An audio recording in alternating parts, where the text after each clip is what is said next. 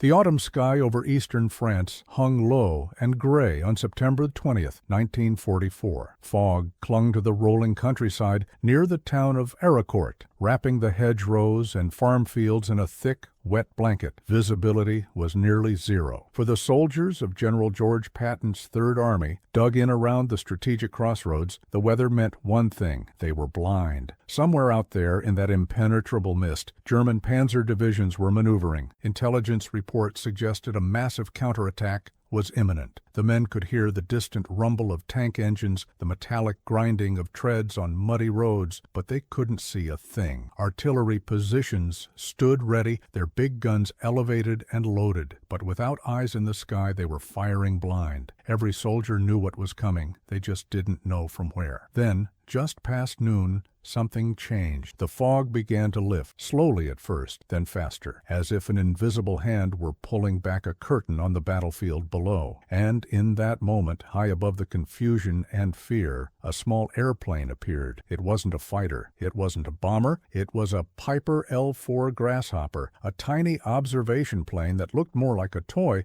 than a weapon of war. Its fabric-covered wings seemed fragile, almost delicate against the vast sky. The engine's gentle hum was barely audible over the sounds of battle, but this was no ordinary observation flight, and the man at the controls was no ordinary pilot. Major Charles Carpenter pulled back on the throttle and pushed the nose down, diving toward the German formation below. His hands were steady on the stick. His eyes were locked on the target. 6 M1 bazooka tubes, 3 strapped to each wing strut, angled forward like the fangs of some predatory bird. As he closed the distance, dropping lower and lower through streams of anti-aircraft fire, Carpenter's mind was crystal clear. He had a job to do. The German tankers never saw him coming.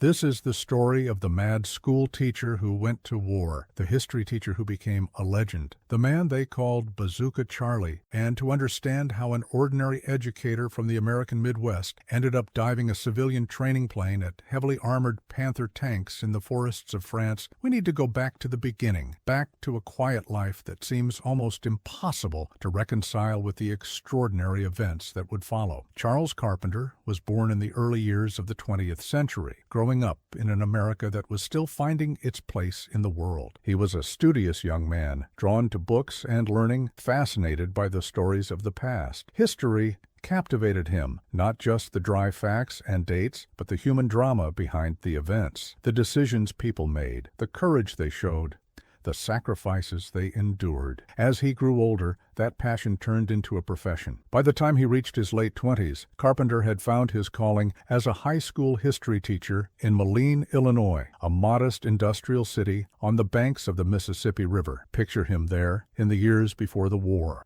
standing in front of a classroom filled with teenagers, chalk dust on his hands, enthusiasm in his voice as he brought the past to life. He talked about ancient battles and great leaders, about ordinary people thrust into extraordinary circumstances. He believed in the power of education, in the importance of understanding where we came from to know where we were going. His students respected him. He was young enough to relate to them, old enough to command their attention. He had a gift for making history feel relevant, real, urgent. But Charles Carpenter had another side, one that his students might not have fully appreciated. Beneath the mild-mannered exterior of the history teacher beat the heart of someone who believed deeply in action, in doing, in not just reading about bravery, but embodying it.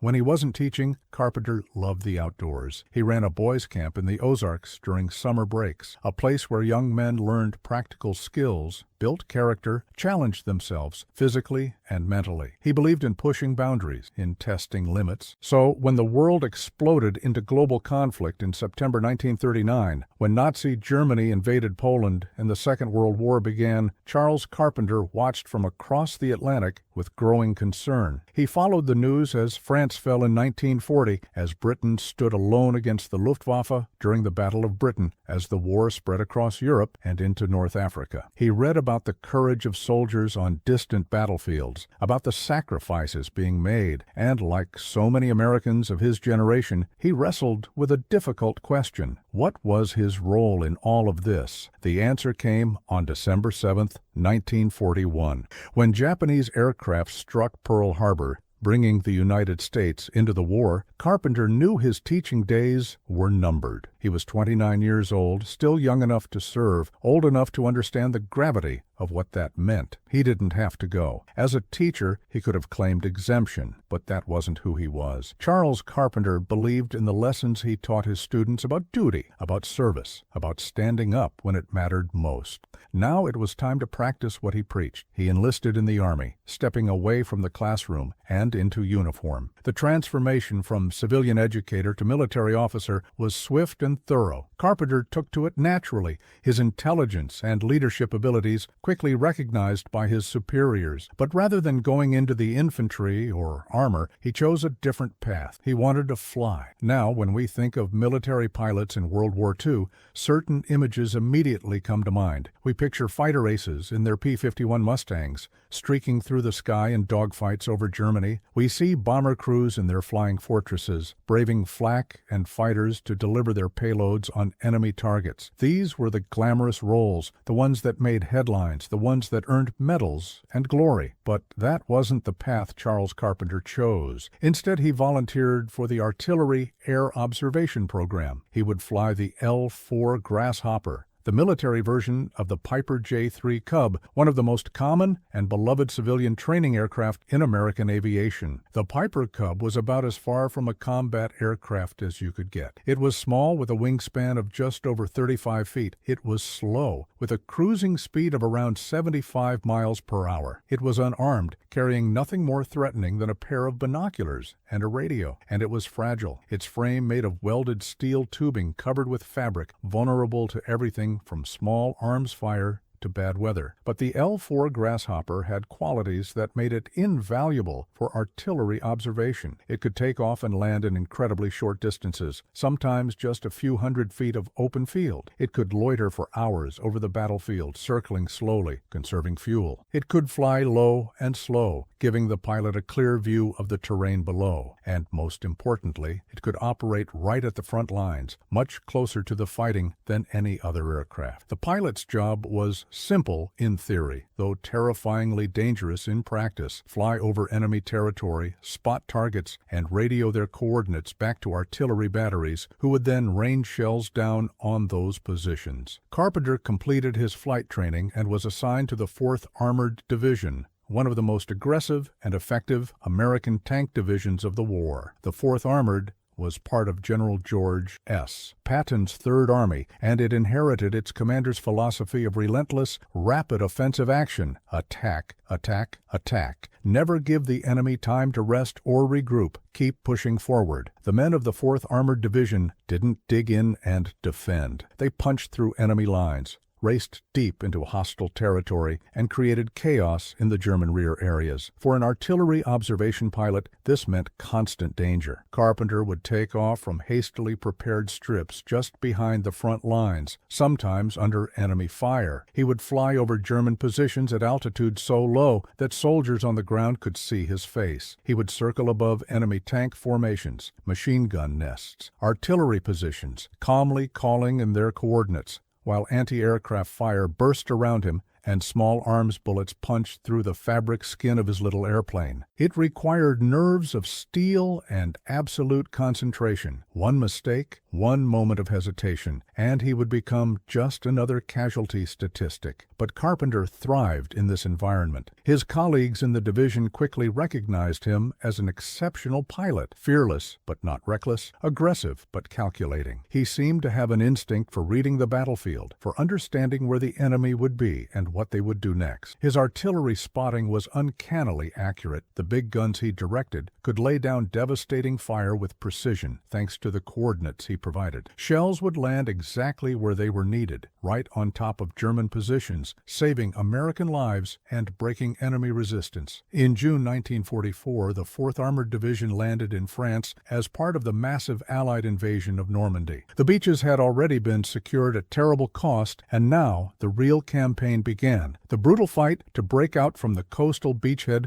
and drive across France toward Germany itself. This was bocage country, a nightmarish landscape of small fields separated by thick hedgerows, tall earthen embankments topped with dense vegetation that had been growing for centuries. The hedgerows turned every field into a potential fortress, every corner into an ambush site. German forces used them masterfully, hiding tanks and anti-tank guns in the shadows, waiting for American armor to push through the narrow gaps between fields before opening fire at point-blank range. For the men advancing through this deadly terrain, every yard gained cost blood. Tanks would rumble up to a hedgerow, poke their noses through, and get hit by a well-aimed shell from a concealed German gun. Infantry would move into a field and get cut down by machine gun fire from positions they never saw until it was too late. The casualties mounted. The advance slowed. Frustration grew. Charles Carpenter flew over this landscape day after day, his little L4 dodging between the hedgerows so low that he could see individual soldiers scrambling for cover below. He radioed back target after target, directing artillery fire with deadly precision. But as the weeks wore on, something began to gnaw at him. He was helping, certainly. His work was saving lives, no question about that. But he was also just observing, calling in coordinates, watching from above while other men did the fighting and the dying. For someone with Carpenter's temperament, someone who believed in direct action, in attacking problems head-on, this role felt increasingly inadequate. He began to think about the limitations of his position. When he spotted a German tank preparing to ambush an American column, he could radio back the position and hope the artillery could range in quickly enough to destroy it before it opened fire. But that process took time. Minutes could pass between his initial sighting and the first shell's landing. In combat, those minutes could mean the difference between life and death for the men on the ground. What if he could do more? What if instead of just spotting targets, he could engage them directly? The idea was absurd, of course. The L-4 Grasshopper was a completely unarmed observation aircraft. It had no gun mounts, no bomb racks, no weapon systems of any kind. It was never designed for combat. The very notion of using it to attack heavily armored German tanks was ridiculous. It would be like attacking an elephant with a sparrow. The tank's armor was thick enough to bounce off shells from American tank guns. What could a tiny fabric-covered airplane possibly do to them? But Charles Carpenter wasn't easily discouraged by conventional thinking. He had spent his pre-war summers teaching boys to solve problems creatively, to use the resources at hand, to think outside the box. Now, faced with the problem of how to make his little airplane more effective, he applied that same mindset. If the L-4 couldn't carry bombs and didn't have guns, what could it carry? The answer came to him one day as he watched infantry soldiers preparing for an assault. They were loading up M1 bazookas, the shoulder-fired anti-tank rocket launchers that had become an infantryman's best friend against German armor. The bazooka was a simple but effective weapon, a long tube that launched a rocket-propelled shaped charge explosive. When the round hit a tank, the shaped charge would focus the blast into a jet of superheated metal that could punch through armor plate. It wasn't as powerful as a dedicated anti-tank gun, but it was portable, relatively easy to use, and most importantly, it worked. Carpenter looked at the bazookas. He looked at his airplane, and he started doing calculations. The bazooka tubes themselves weren't particularly heavy. The rockets were a manageable weight. The L-4 Grasshopper could carry a pilot plus one passenger, so it had some spare weight capacity. What if, instead of carrying a passenger, he mounted bazookas on the wing struts? What if he rigged them to fire forward while he was in flight? What if he turned his observation plane into a tank killer? The more he thought about it, the more feasible it seemed. The L-4's slow speed, usually a disadvantage in combat, would actually be an asset here. He could fly low and slow, line up his target carefully, and fire his rockets with precision. The element of surprise would work in his favor, too. German tank crews weren't expecting attacks from slow-moving observation planes. They were watching for Allied fighters and tank destroyers, for were threats that looked dangerous. A little Piper Cub wouldn't even register as a concern until the rockets started flying. But wanting to do something and actually making it happen are two different things. Carpenter needed approval from his commanding officers, and that was far from guaranteed. The modification he was proposing was unconventional, to put it mildly. It had never been done before. There were no protocols for it, no training manuals, no established procedures. Some officers might see it as a waste of resources. Others might view it as an unnecessary risk. The L-4s were valuable for observation work. Why risk one on a crazy experiment? Carpenter made his case carefully. He emphasized the tactical advantage of being able to engage targets immediately rather than waiting for artillery fire. He pointed out that the modification wouldn't permanently damage the aircraft and could be reversed if it didn't work. He argued that the psychological impact on German forces would be significant, adding another threat they had to worry about. And perhaps most persuasively, he volunteered to test the concept himself. He wasn't asking anyone else to take the risk. He would fly the mission. He would face the danger. To his surprise and delight, his superiors approved the idea. Part of it was the culture of Patton's Third Army, which encouraged aggressive, innovative thinking. Part of it was Carpenter's own reputation as a skilled and reliable pilot. And part of it was simply the willingness of the military to try anything that might give them an edge in the deadly struggle through France. They gave him permission to modify his L-4. Now he just had to figure out how to do it. The actual installation was relatively straightforward from an engineering standpoint. Carpenter and his ground crew fabricated simple metal tubes that attached to the wing struts on each side of the aircraft. Each tube could hold an M1 bazooka, angled slightly downward and forward so that the rockets would fly in the general direction the plane was pointing. He installed 3 tubes on each wing strut, giving him a total of 6 bazookas. The rockets were loaded from the ground before takeoff, and Carpenter rigged a simple electrical firing system that allowed him to launch them from the cockpit. It wasn't sophisticated, but it didn't need to be. Simple meant reliable, and reliable meant it would work when he needed it most. He painted a name on the nose of his modified LV-4, Rosie the Rocketeer. It was a play on Rosie the Riveter, the iconic symbol of American women working in defense factories during the war. Carpenter wanted to honor those women,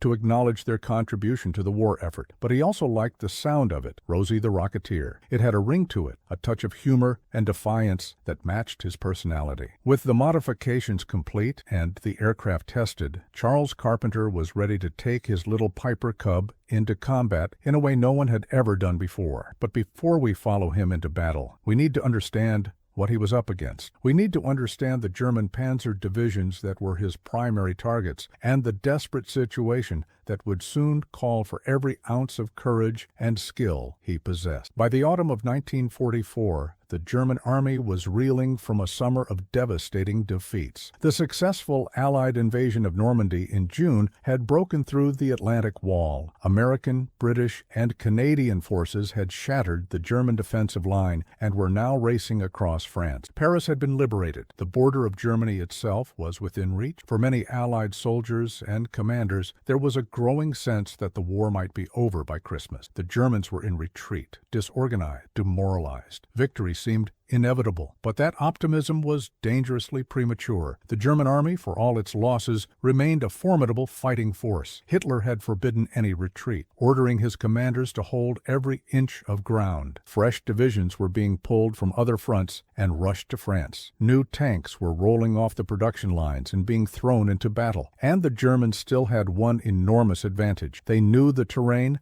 and they knew how to use it. In eastern France, near the city of Nancy, in the Lorraine region, the German High Command saw an opportunity. American forces, led by Patton's Third Army, had pushed far ahead of their supply lines in their rapid advance. They were spread thin, their tanks low on fuel, their ammunition stocks depleted. The weather was turning bad, grounding Allied air support, and most importantly, the Americans had exposed their flank. If the Germans could mount a strong counterattack, if they could hit hard and fast with concentrated armor, they might be able to cut off and destroy a significant portion of Patton's army. It would be a devastating blow to Allied momentum and buy precious time for Germany. The Germans assembled a powerful striking force for the attack. multiple panzer divisions were moved into position, including units equipped with the dreaded Panther tank. The Panther was one of the most formidable armored vehicles of the war, a response to the deadly Soviet T-34 tanks the Germans had encountered on the Eastern Front. It weighed 45 tons and was armed with a long-barreled 75-millimeter cannon that could destroy any Allied tank from well beyond the range at which they could effectively fight back. Its frontal armor was sloped and thick, nearly impervious to most anti-tank weapons. American tank crews feared the Panther, and with good reason. In a straight fight, it outclassed anything the Allies had in the field. The German plan was simple, but potentially devastating. Under cover of fog and bad weather, they would mass their Panther tanks and supporting forces in assembly areas hidden in the forests around Ericourt. When the weather cleared just enough for movement but still limited Allied air activity, they would strike. Multiple columns would drive forward simultaneously, overwhelming the American defensive positions through sheer weight and shock. The 4th Armored Division, Carpenter's unit, was directly in their path. Now we return to that foggy morning of September 20th, 1944. The men of the 4th Armored Division knew something was wrong. They had captured German prisoners who talked about massive reinforcements moving into the area. Radio intercepts suggested major enemy activity. Reconnaissance patrols had reported the sound of many tank engines in the distance, but the fog made visual confirmation impossible. The American commanders were operating blind, knowing an attack was coming, but unable to see where or when it would fall. Charles Carpenter spent the morning pacing beside his L4, watching the fog, waiting for his chance to get airborne. His ground crew had loaded all 6 bazookas with fresh rockets. The aircraft was fueled and ready, but in these conditions, taking off would be suicidal. He couldn't see 50 feet in front of him. If he managed to get into the air, he'd have no way to navigate, no way to find his way back. All he could do was wait and watch the sky, hoping the weather would break before the Germans struck. Just past noon, his patience was rewarded. The fog began to thin, slowly at first, then more rapidly. Patches of clear sky appeared. Visibility improved from 50 feet to 100, then to several hundred. It still wasn't good flying weather by any normal standard, but for Charles Carpenter, it was enough. He climbed into the cockpit, signaled his crew to pull the chocks, and advanced the throttle. The little Cub bumped across the rough field and lifted into the air. Below him, the world was still shrouded in mist and shadow, but from a few hundred feet up, Carpenter could see what the men on the ground could not, and what he saw made his blood run cold. German armor, lots of it, was moving toward American positions. Columns of Panther tanks, supported by armored cars and infantry, were advancing through the countryside. They were spread out, moving along multiple axes, probing for weak points in the American line. And they were close, much closer than anyone had realized. Carpenter immediately radioed the coordinates back to the division's artillery. The response was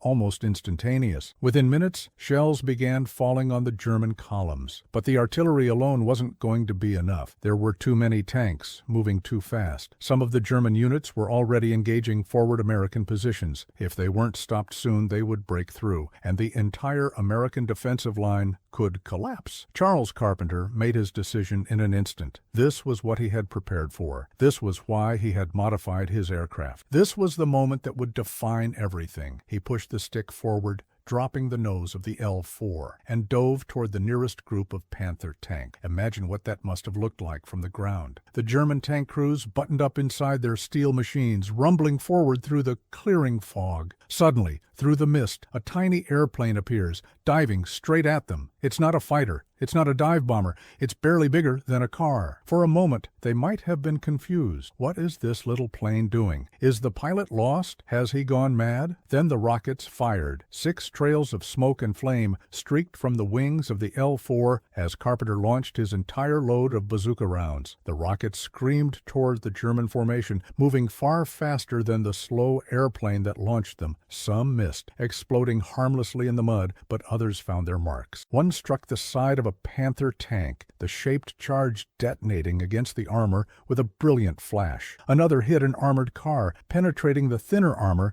and setting the vehicle ablaze. Smoke and confusion erupted in the German column as the tanks tried to identify where the attack had come from. Carpenter didn't wait to assess the damage. With his rockets expended, his little airplane was defenseless. He pulled back hard on the stick, hauling the L-4 into a steep climb, banking away from the German position as anti-aircraft fire erupted all around him. Tracer rounds zipped past his wings. The fabric skin of the aircraft shuddered as bullets tore through it. But he was already turning, racing back toward friendly lines, the engine at full throttle. He landed, the airplane rolling to a stop beside his amazed ground crew. Before they could even finish expressing their shock at what they had just witnessed, Carpenter was out of the cockpit shouting orders. Reload the rockets, refuel the plane, check for damage. Hurry! He wasn't done. The battle was still raging, and he was going back. Within 20 minutes, Rosie the Rocketeer was back in the air, climbing once more into the contested sky above Ericourt. Carpenter had spotted another group of German tanks during his first pass, and now he was going after them. Once again he dove. Once again the rockets streaked downward. Once again German crews scrambled in confusion and fear as this impossible little airplane attacked them. And once again Carpenter pulled away safely, heading back to rearm. He made a third sortie that afternoon, then a fourth. By the time the day ended, Major Charles Carpenter had flown multiple missions, fired no fewer than 16 bazooka rockets at German armored formations, and fundamentally altered the course of the battle. His attacks hadn't just damaged enemy vehicles, though they had certainly done that. More importantly, they had sown chaos and uncertainty in the German ranks. Tank commanders who should have been focused on pushing forward were instead looking nervously at the sky, wondering when that crazy pilot in the tiny airplane would appear again. Infantry units that should have been supporting the armor were diving for cover every time they heard an engine overhead, and the psychological impact rippled outward. Word spread through the German forces that the Americans had a new weapon, some kind of rocket-firing observation plane that could appear out of nowhere, strike hard, and vanish before you could respond. It was unnerving in a way that even heavy artillery bombardment wasn't. Artillery was predictable. You could hear it coming. You could take cover, but this little airplane was silent until it was right on top of you, and then it was too late. The Battle of Ericourt raged for several more days, but the outcome was no longer in doubt. The German counterattack, which had begun with such promise, gradually fell apart under the weight of American firepower and determination. Panther tanks that survived Carpenter's rocket attacks fell victim to American tank destroyers and dug in Shermans fighting from prepared positions. German infantry, isolated and unsupported, surrendered or retreated. By the time the smoke cleared, the 4th Armored Division had won one of the most decisive armored victories of the European campaign. The Germans had lost dozens of tanks and hundreds of men. The American line had held, and Charles Carpenter had become a legend. His fellow officers started calling him the Mad Major, partly in admiration, partly in disbelief at what he had done. The troops loved him. Here was an officer who didn't just direct others into danger, but flew into it himself, again and again, in an airplane that looked like it belonged at a county fair, not a battlefield. The media picked up the story, and soon newspapers back home were running articles about Bazooka Charlie, the schoolteacher turned tank hunting pilot. But Carpenter himself downplayed the heroics. When reporters interviewed him, he spoke matter-of-factly about his tactics, about the effectiveness of the bazooka rockets, about the importance of pressing the attack. He had a quote that captured his entire philosophy of warfare. "Some people around here think I'm nuts, but I just believe that if we're going to fight a war, we have to get on with it 60 minutes, an hour, and 24 hours a day." There was no false modesty in that statement, but no boasting either. Just a simple declaration of his approach to the job at hand. After Ericourt,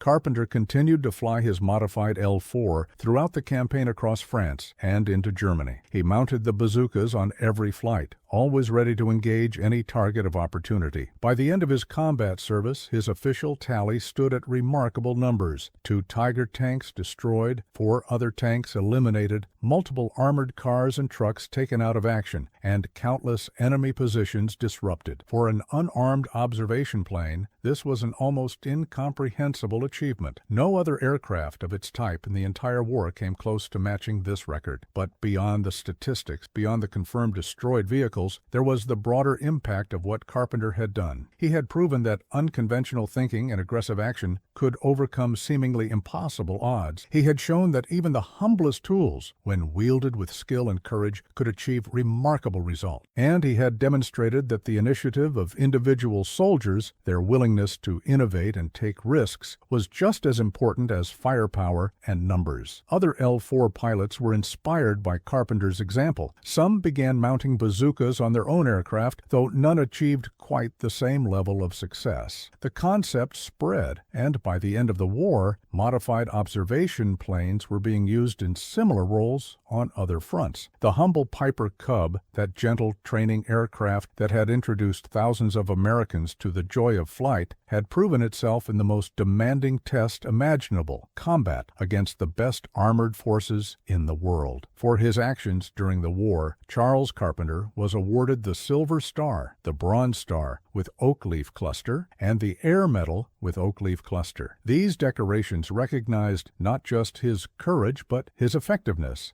as a combat leader. He had saved countless American lives through his actions, disrupting enemy attacks before they could gain momentum, providing critical intelligence to ground commanders, and engaging threats that might otherwise have caused significant casualties. But war takes its toll, even on the strongest individuals. The constant stress, the repeated exposure to danger, the weight of responsibility, all of these things leave marks that aren't visible on the outside. Carpenter flew mission after mission, day after day, never knowing if each flight would be his last. He saw friends and fellow soldiers fall. He witnessed the horror and destruction of modern warfare up close. And while he never spoke publicly about the psychological burden he carried, it was there, inevitable and heavy. In early 1945, with the war in Europe approaching its final stages, Charles Carpenter received devastating news. He was diagnosed with Hodgkin lymphoma,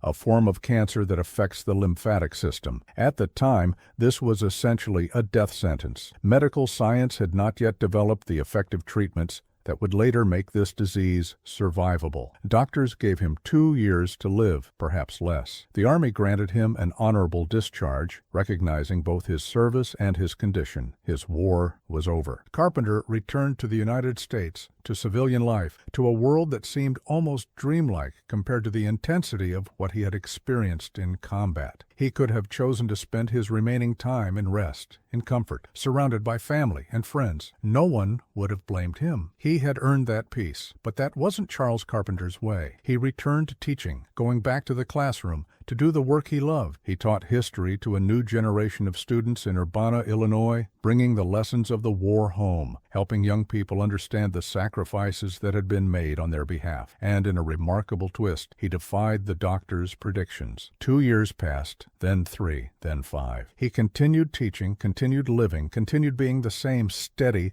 dedicated educator he had always been. His students in those post-war years had no idea of the extraordinary things their history teacher had done in France and Germany. He didn't talk about his combat experiences, didn't seek attention or glory. He just taught his classes day after day, year after year, finding purpose and meaning in the simple act of helping young minds grow and learn. During the summers, true to his pre-war pattern, Carpenter ran his boys' camp in the Ozarks. He taught outdoor skills, built character, encouraged the campers to challenge themselves and believe in their abilities. In many ways, this summer camp was a continuation of everything he had stood for during the war: the importance of courage, the value of perseverance, the need to act rather than simply observe. The boys who attended that camp had no idea they were learning from a genuine American hero, and that was exactly how Carpenter wanted it. He lived for 21 years after his diagnosis, far exceeding the dire predictions he had received in 1945. He saw his daughter Carol grow up, got to experience the joys and challenges of fatherhood in peacetime, built a life that was full and meaningful despite the shadow of his illness. But eventually, in 1966, the cancer that he had held at bay for so long finally claimed him. Charles Carpenter passed away at the age of 53, surrounded by family, his battles finally over. When he departed, There were no grand state funerals, no headlines proclaiming the loss of a hero. He was remembered as a good teacher, a devoted father, a decent man. Only those who had served with him in the 4th Armored Division, who had witnessed his extraordinary courage firsthand, truly understood what the world had lost. The mad Major, Bazooka Charlie, had quietly slipped away, but his airplane survived. That's one of the remarkable things about this story. The actual L-4 Grasshopper that Carpenter flew, the plane he nicknamed Rosie the Rocketeer, still exists. After the war ended, it was left behind in Europe as military surplus, its unique history unknown. It was purchased by an Austrian pilot, repainted in civilian yellow, and became one of the first civilian-registered aircraft in post-war Austria. For decades it flew in obscurity, just another Piper Cub, indistinguishable from thousands of others. The airplane eventually ended up in the Austrian Aviation Museum at Graz Airport, where it sat disassembled. A project waiting for restoration, and it might have stayed there, anonymous and forgotten, except for the dedicated work of aviation historians and researchers. In 2017, investigators working with the American Heritage Museum identified this particular aircraft through careful detective work, comparing serial numbers and historical records. This wasn't just any Piper Cub. This was 43-34-26, the airplane that Charles Carpenter had flown into battle. This was Rosie the Rocketeer. A generous donor acquired the aircraft and arranged for its return to the United States. It was fully restored to its original wartime configuration by skilled craftsmen who understood the historical significance of what they were working on. The distinctive nose art, the image of Rosie that Carpenter himself had painted on the cowling, was carefully recreated by his granddaughter, Erin Pata, ensuring authenticity and honoring family connection. The bazooka tubes were recreated and mounted on the wing struts, just as Carpenter had installed them. Every detail was attended to with respect and precision. Today, the restored L-4 Grasshopper is displayed at the American Heritage Museum in Massachusetts, suspended in mid-flight, as if frozen in time during an attack run. It hangs above a German Panther tank, recreating the moment of combat, showing visitors the impossible David versus Goliath confrontation that Carpenter undertook again and again. The aircraft is maintained in flying condition and is brought down each fall to participate in the museum's World War II reenactment events, where it can taxi and demonstrate its capabilities to new generations. Standing beneath that airplane in the museum, looking up at its fabric-covered wings and the brutal simplicity of those bazooka tubes, it's hard not to be struck by the audacity of what Charles Carpenter did. The L-4 Grasshopper is tiny. Up close, it seems impossibly fragile, its construction more akin to a kite than a weapon of war. The idea of flying this aircraft toward Panther tanks, toward concentrated anti-aircraft fire, toward almost certain destruction, seems like madness. And yet Carpenter did it, not once in a moment of desperate inspiration, but repeatedly, methodically, as a calculated tactical decision. That's what separates true courage from simple recklessness. Carpenter wasn't a daredevil seeking thrills. He wasn't trying to prove anything about his own manhood or bravery. He was a problem solver who saw a tactical need and figured out how to meet it. He recognized that his standard observation role, while valuable, wasn't exploiting the full potential of what his aircraft could do. So he modified it. He tested his theory. He proved it worked. And then he kept doing it, mission after mission, because it was effective and it saved lives. There's something deeply American about this story, something that speaks to the national character and the qualities that enabled the United States to succeed in World War II. It wasn't just the industrial might, the millions of tanks and planes and ships produced by American factories. It wasn't just the bravery of individual soldiers, though that certainly played a crucial role. It was the culture of innovation, the willingness to try new things, the refusal to accept that something couldn't be done just because it had never been done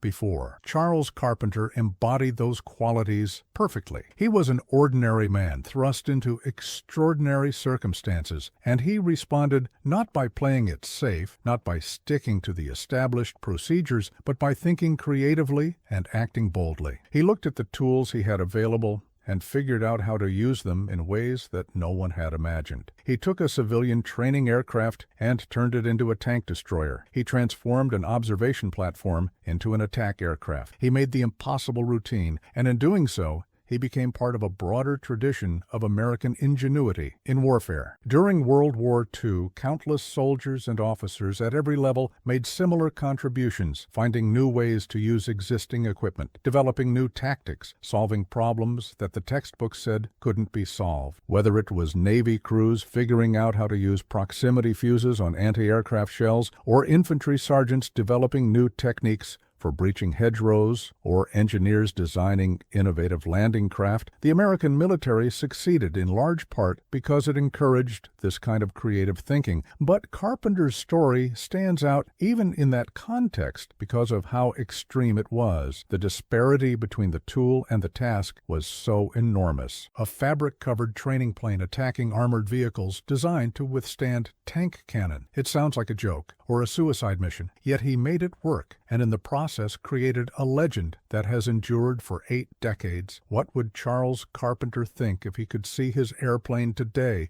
preserved in a museum, admired by thousands of visitors each year? It's hard to say. By all accounts, he was a modest man who didn't seek glory or attention. He did what he thought was necessary, what he believed was right, and then moved on with his life. The teaching he did after the war, the students he influenced, the campers he mentored, all of that mattered just as much to him as his combat exploits, perhaps more.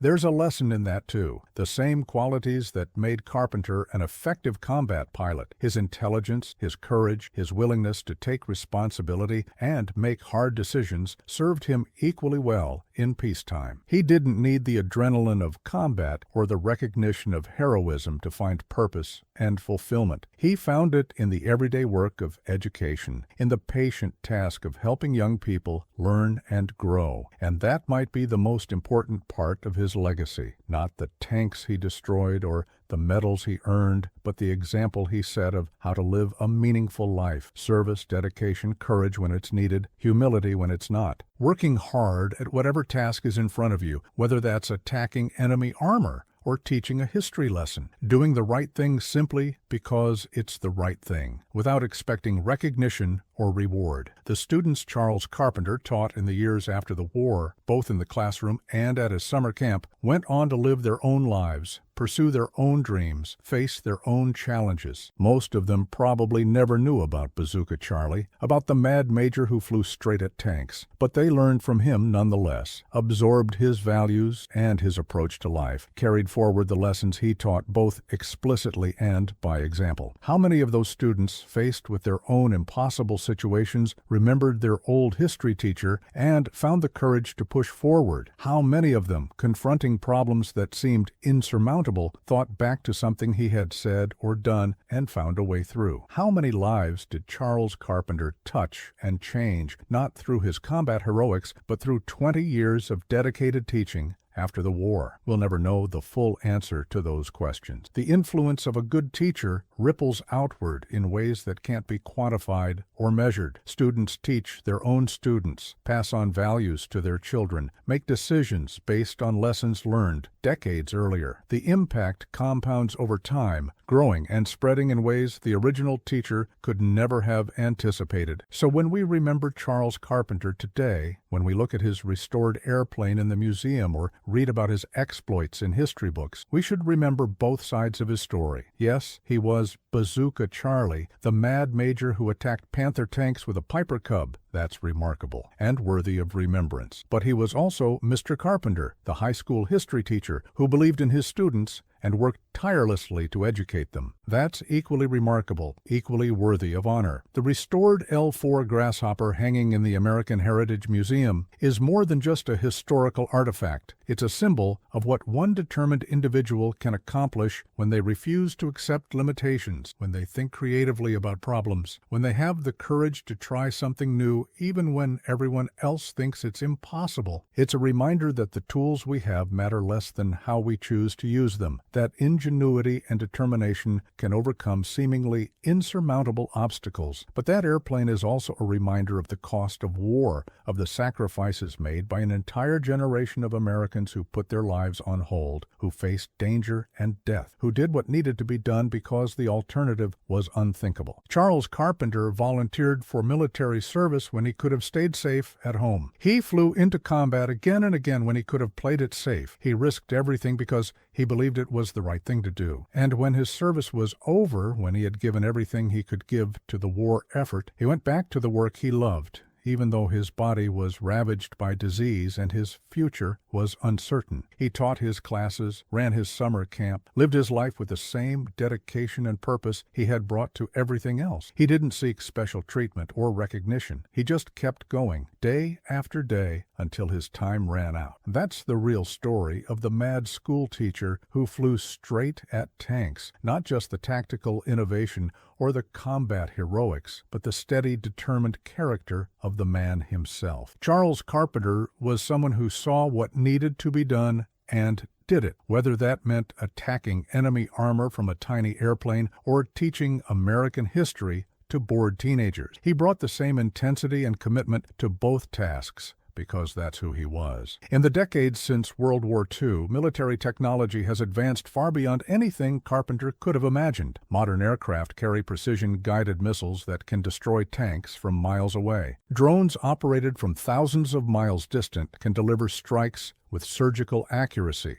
The L-4 Grasshopper and its bazooka tubes seem quaint and primitive by comparison, relics of a simpler time. But the fundamental truth that Charles Carpenter demonstrated remains unchanged. Courage still matters. Innovation still matters. The willingness to take calculated risks, to try new approaches, to refuse to accept that something can't be done, all of that still matters. Technology changes, but human qualities endure. Today, when young people visit the American Heritage Museum and see Rosie the Rocketeer suspended above the Panther tank, they're looking at a piece of history, but they're also looking at a challenge and an inspiration. The challenge is to ask themselves, when faced with my own impossible situations, will I have the courage to act? Will I think creatively about the tools and resources I have available? Will I be willing to try something that's never been done before? The inspiration is the proof that one person really can make a difference. Charles Carpenter was a high school history teacher. He wasn't a professional soldier or a military academy graduate. He didn't have special connections or extraordinary resources. He just had courage, intelligence, and a willingness to do whatever the situation required. And with those qualities, he accomplished things that changed the course of battles and saved countless lives. His story reminds us that heroism doesn't always look the way we expect it to. Sometimes it's quiet and understated. Sometimes it comes from the most unlikely sources. Sometimes the people who accomplish the most extraordinary things are the ones who